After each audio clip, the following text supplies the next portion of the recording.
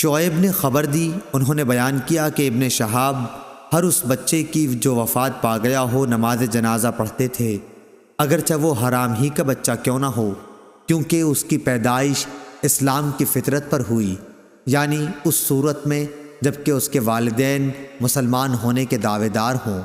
اگر صرف باپ مسلمان ہو اور ماں کا مذہب اسلام کے سوا کوئی اور ہو، جب بھی بچے کے رونے کی پیدائش کے وقت اگر آواز سنائی دیتی تو اس پر نماز پڑھی جاتی،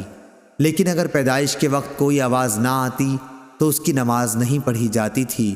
بلکہ ایسے بچے کو کچا حمل گر جانے کے درجے میں سمجھا جاتا تھا، کیونکہ حضرت ابو ہریرہ رضی اللہ عنہ نے روایت کیا ہے کہ نبی کریم صلی اللہ علیہ وسلم نے فرمایا کہ ہر بچہ فطرت اسلام پر پیدا ہوتا ہے، پھر اس کے ماں باپ اسے یہودی یا نصرانی یا مجوسی بنا دیتے ہیں۔ جس طرح تم دیکھتے ہو کہ جانور صحیح سالم بچہ جنتا ہے، کیا تم نے کوئی کان کٹا ہوا بچہ بھی دیکھا ہے؟ پھر ابو ہریرہ رضی اللہ عنہ نے اس کی آیت کو تلاوت کیا، یہ اللہ کی فطرت ہے جس پر اس نے لوگوں کو پیدا کیا ہے، الآیہ۔ صحیح بخاری حدیث نمبر 1358۔